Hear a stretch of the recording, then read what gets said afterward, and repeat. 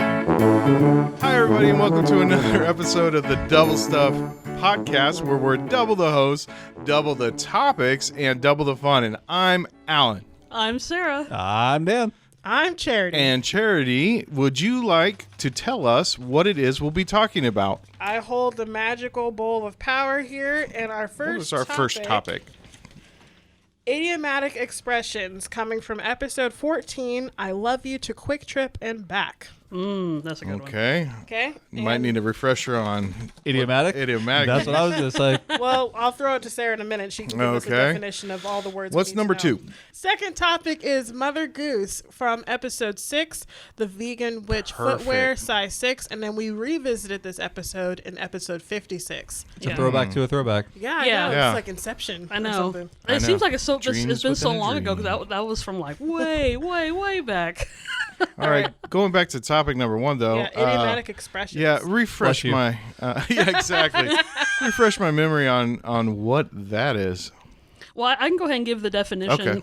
So it's something that we use a lot, especially like in the English language. I'm sure there's stuff in different languages too, but typically when you refer to idiomatic expression, it's dealing with like a series of words. So I guess you can do it in a sentence, but they have these weird meanings that you can't necessarily define, which is kind of weird. So like, it's raining cats and dogs. Oh, okay. You know, stuff like that. Gotcha. So it's Nonsense. yeah. it's like weird, Airplanes like, can fly. Yeah. Of course they can. But pigs can that's fly, not an right? idiomatic Like when pigs can fly. I think that's Well, called fact. Here in I was thinking Wichita about as that. the air capital of the world. Yeah, I was thinking of that Monk episode. Where, you remember when he's like, I understand that they can fly, but how? How do they fly? They weigh so many tons. Anyway, he got on the plane. Everything worked out. He solved the crime. So, Always. spoiler alert: he solves a murder successfully. No, but go ahead, Cher. So I have a list of idiomatic expressions, and Okay. I'm going to read them out, and I'm going to see if you guys use Have these. used them? Yeah, That's a good in idea. regular, everyday situations here. Okay. So the first one is a piece of cake, Yeah. Oh, meaning yeah. that something's I think really yeah. simple, easy to do. You guys have probably used that one. Tickled pink. Do you guys use that one? No, not No. really. I've heard people use it, but I don't know if I've ever. Yeah, most of these are regular phrases that people use, but Yeah. I don't know if I've ever used tickled pink before. Being on cloud 9. Yeah. So that. I've used that. That's like. That's like when you're like very happy about something, you're just elated, everything is going well. Kind So of thing. is cloud 9 and silver lining, are those related to No. each other? Being Looking for happy? this- I know what think- it means. I but think like, looking for the silver lining is trying to find Yeah. the good out of a bad so situation. after you find the silver lining, you're And on it's- cloud 9. It's okay, you could do it that way, but typically But they're if not somebody used together. if somebody comes to you and says, "Don't worry, Alan, every cloud has a silver lining," that person had better run, because I'm going to punch him in the face. I do not need to hear an idiomatic expression. he'll get it by the end. Idiomatic expression. That one. No, but that When I'm feeling a little down. No, that reminds me. That reminds me of there's a clip on a Three Stooges episode. I believe it's called "Pop Goes the Easel," and so of course most of the Three Stooges episodes take place during the 30s, during the Great Depression, and so they're asking people for a handout for food and stuff, and some guy comes up to Curly. He's like, are you hungry? He's like, man, I haven't eaten in 3 days, and the guy's like, well, I wouldn't worry about it. It still tastes the same. Exactly. That's how I feel about the silver lining thing. You're trying to make it feel better by making it worse. Yeah. I feel like that's kind of how Yeah. that I works. think the only way that could work is if you're in a therapeutic session and you're just like trying to talk yourself out of depression. Because we all know how well that works. Yeah. Anyway, don't use that often. So what about being under the weather? Oh, yeah. I've used that yeah. before. I'm kind of curious. Admittedly, I didn't get a chance to look up like why, but yeah, why is it under weather? Like, I think it's the same thing. So typically, like you're under the silver lining of cloud 9. That's why you're under the weather. Well, sometimes people use it for when they're feeling sick, but I think it's more of a mental health statement, like you're feeling like there's a cloud over your head or under the weather or something like that. I That don't would make know. sense. Well, I guess I think that associated people- to like being sick, like maybe with a cold. Well, but I people think use it's it being for both, I misused if it's a physical illness. I think it's meant Oh. more for like mental illness. It's like feeling down. Either Yeah. that, or I feel like people mostly use that I could when be they're totally when- wrong. well, I feel like people mostly use that when they're a little bit sick. So they're not at death's door, but they might have the sniffles, and so they're like, okay, I'm a little under the weather. So like they can still function and work, Yeah. but they're not like laying on the floor in a fetal position. It's like one of those sicknesses Yeah. that you don't want to talk about because you don't want to give people like bad images. Like, oh, my lunch disagreed with me, and it's Yeah. like, we know what that means. Yeah. Run for cover under the weather. I think that's called the grumbly tumbly. Sounds like we're in the 100-acre woods now. Oh, rumbly and by tumbly. Yeah. Okay, so the next one is something either being or not being rocket science. Oh, it's not rocket science. Yeah, it's Yeah, rocket I've science. Wait, when what situation would you be like, well, this is rocket science? When you're talking to sure, rocket when we talking science. to rocket Oh, yes, It that actually everyday occurrence that happens. Yeah, actually, that's true because when you actually talk to an intelligent person, that might actually. Well, be in that's a that rarity field. in itself, Yeah. let alone a rocket scientist. Alan is right there. Sitting Sorry, Ellen, I'm sorry. right here. We always talk about him behind his back doing it like that. The next one is finding a needle in a haystack. Yeah. Yeah. I don't know if I've never used it personally, but I know a Get lot a of magnet. people that have. Yeah. Yeah. Indeed, Is that, really. is that the problem? We just need to get all one you of those need to do. giant, those semicircle red magnets with the little things, and you just suspend it. There's a commercial that's going around for Indeed about finding the needle in the haystack and whatnot. But I have never received a good offer through Indeed. I have through LinkedIn, Yeah. and then just networking. But Indeed has never done anything for me. So they haven't Indeed. found your needle? They have not found my Maybe needle. not his needle. Indeed is one of those sites where it's like, upload your resume, and then we'll automatically upload it for you. And then when you go to apply, you have to re-enter everything that you just uploaded twice. Yeah, I shouldn't say that Yeah. because they have sent me stuff, but it's like entry level, and you're like, well, hey, wait a minute, I thought that you were a career building website. Well, this is awkward because today's episode is sponsored by Indeed.com. Sorry, Indeed. Yeah, sorry, Indeed. No, but Indeed does when you can look up jobs based on your keywords. So I'll put in media, videographer, or whatever, and it'll send me stuff like truck driver. And, Yeah. restaurant manager. I'm Yeah. like, at what Marketing. Stuff that I've done. Yeah, a lot. and I'm like- Intern. I'm like, how do these keywords bring up truck driver and burger Yeah. flipper? Which nothing wrong with those jobs, but that's not what I'm looking for. That's if not I what put you're in your looking for. keywords. That's right. Yeah. Anyway, so one of the next ones is going out on a limb. Yeah. Oh yeah, I've used that one. Yeah, very precarious. Oh, Precarious? I think Precarious. it's precarious. It's enigmatic. Enigmatic now. One of the, Alan, I think you're just throwing out words now, hoping that they're correct. You're just fishing for. it's automatic. It's It's automatic. This is all automatic- so superfluous. superfluous. Supercalifragilistic. Next one is jump the gun. Every once in a while, yeah. Sure, why done. not? That one's pretty self-explanatory. Yeah, jumping on top of guns is the Actually, that's best one way. that actually makes sense. You're talking about the idiomatic expressions. I was thinking, you said raining cats and dogs, right? Was an example That of was one one because of that's them. kind of nonsense. But But jump yeah. the gun, that's a clearly- thing that can happen Yeah. to somebody. That's kind of interesting, though, the history of it. But anyway, that's a whole other conversation. Let's see. Another one is in a pickle. In a pickle. That's just fun to say. Yeah. I don't think I I'm say it in very a often, pickle. but definitely have. I don't know. A hot pickle. Yeah, I'm in a Or in a hot pickle. or I guess if it's not bad yet, you're in a cucumber, and eventually I'm after, feeling You'll become a dilly. pickle. after it ferments long Willy enough. dilly in a pickle. That's what happens when you let a problem just be in the future. just You're in a goes- cucumber, and then But when just you let it when you ferment. put it in the back burner, then it Now turns we're in a into pickle. Oh, well, that's another Aw, one. Back shucks. burner. Yeah, out of the frying pan into the fire. Yeah, it's funny. There's so many expressions that deal with food. Like comparing apples to oranges. Out of the frying pan into the fire, putting 'Cause- stuff in the back burner. Well, food Quitting cold applies turkey. to everybody. Cold though. turkey. Cold turkey. That's is another true. one. Yeah. Yeah, so I guess it's stuff that we know. Don't forget spill the beans. Bean spilling. A common occurrence. Oh, Happens all the time like around the people that- campfire. He just starts spilling birds. You know what I was referencing? Oh, okay, it's a reference to something. Okay. Sort of. See, I feel out of the loop, but it's still No, funny, it's but I like hard it. to not think about cowboys sitting around a campfire eating beans Oh. and not think of Blazing Saddles. Blazing Oh, Saddles, yeah. oh man, I need to beans. I need to rewatch that movie. I haven't seen that in such a long time. They did used to eat beans out of their hats though, which What? Apparently, cowboys actually did used to eat beans out of their hats. I I don't mean, know. not very how- good cowboys. I don't know how true that statement is. But I Why would remember- you eat beans out of your hat when you I have guess- a can? They come in a can and it's just like, what do I do with this? Just dump it in my sweaty, nasty hat. I need something to hold these beans because I'm insisting on pouring them out. I have heard that cowboys would, like at a well or something, or at a stream, they would, water their horses with their hats or Or something. dunk like their that. Or- like that- the that hat and then makes put it sense. on. Yeah, but Yeah. eat beans. Are you sure you've like I said, I witnessed don't- this? No, It was I on didn't- no, Wikipedia. I didn't Wiki- So Google. Well, how did you hear about this?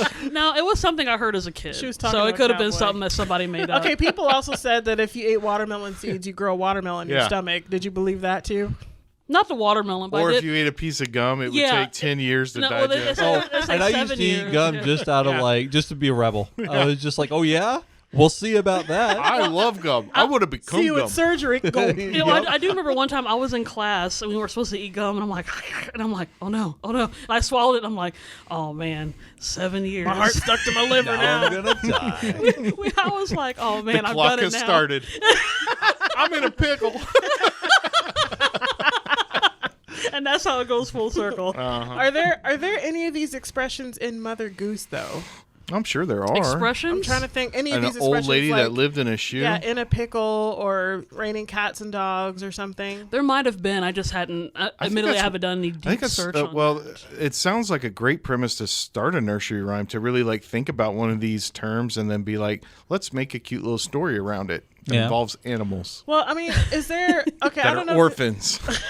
I don't know if it is an expression, but like in Hansel and Gretel, where they leave the trail of breadcrumbs. Uh-huh. I've heard people use that. Maybe that's just- where Oh yeah, breadcrumb Yeah. trails. Yeah. Mm-hmm. Yeah. So is that? I don't. What's the proper expression for that to call?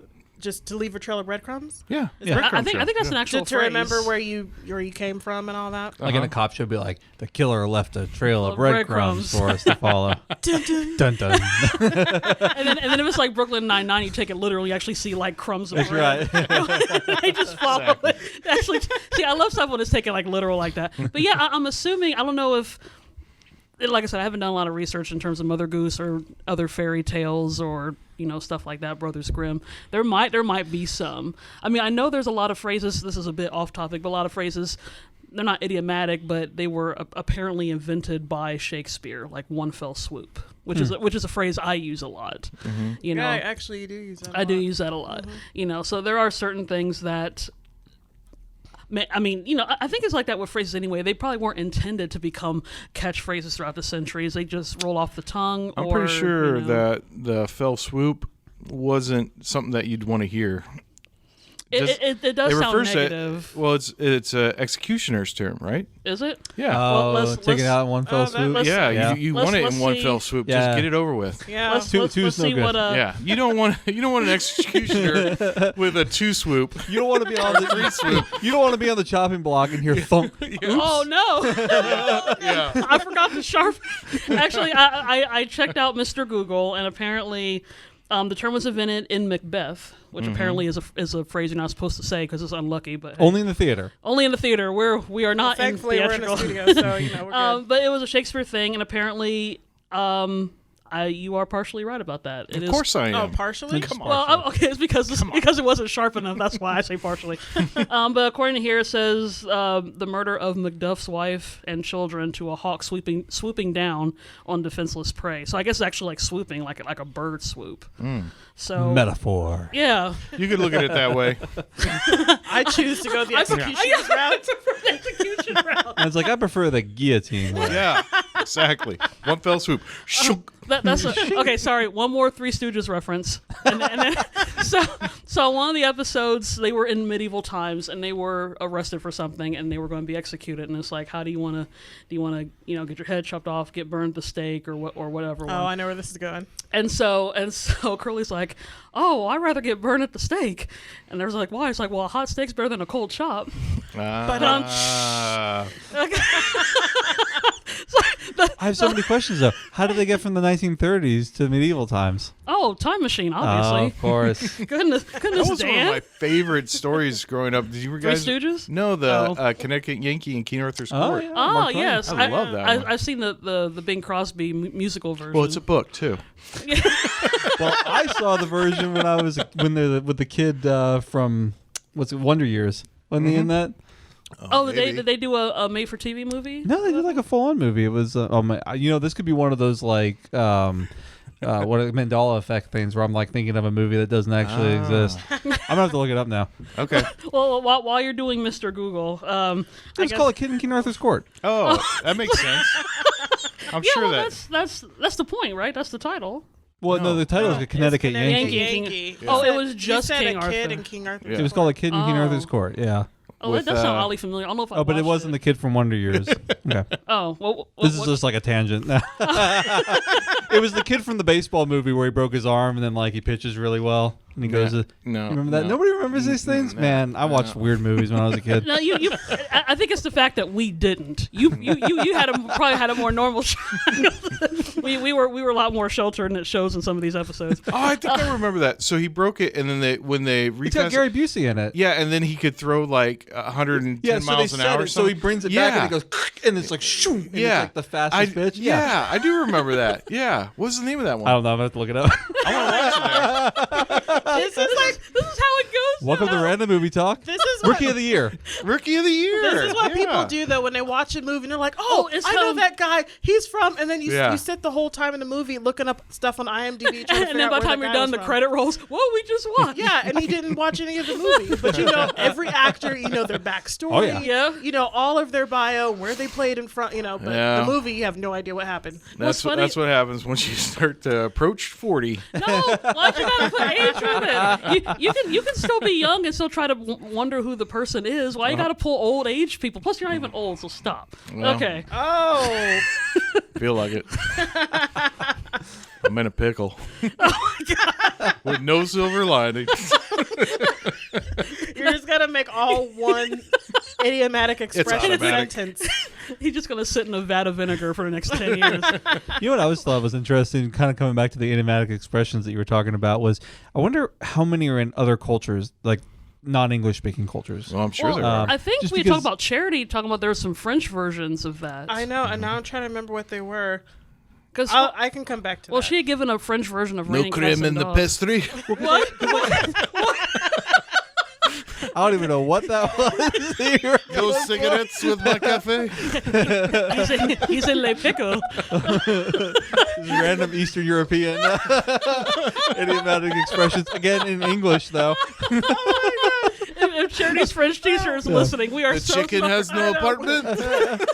Oh, we're sorry, France. Yeah, I'm sorry, Chris. That's, You should have been like, not in a pickle, you're in a baguette, right? Yeah, that's It's like, right. I'm in a baguette. The reason I was thinking is like that's so hard for like non-native English speakers if they hear like those expressions. It just has to sound like nonsense. That's Of the course, that's the yeah. difficult thing because like, oh, it's raining cats and dogs. You're like, what? Are there dogs falling from the sky? because you know, never it's just- learn idiomatic expressions if you're learning another language. It's like they teach Yeah. that and they don't teach it. You know, they probably don't teach them in English either. It's like slang. Like Yeah. it's just a weird twist or wordplay or something that you definitely have to be of that language to understand. yeah. You know, which I mean, like I said, I think all languages have that because I'm sure if you were to go to like, I don't know, China, Africa, wherever in the world, everybody has their own. Oh, there versions are. of I that. remember Yeah. I had to write an article about this when I was at school, and I don't ask me what it was about because I wrote it the night before. But there are a lot of expressions because we did that and we did like a part of a radio show about it. But anyway, I can't find the ones that I talked about in the previous episodes.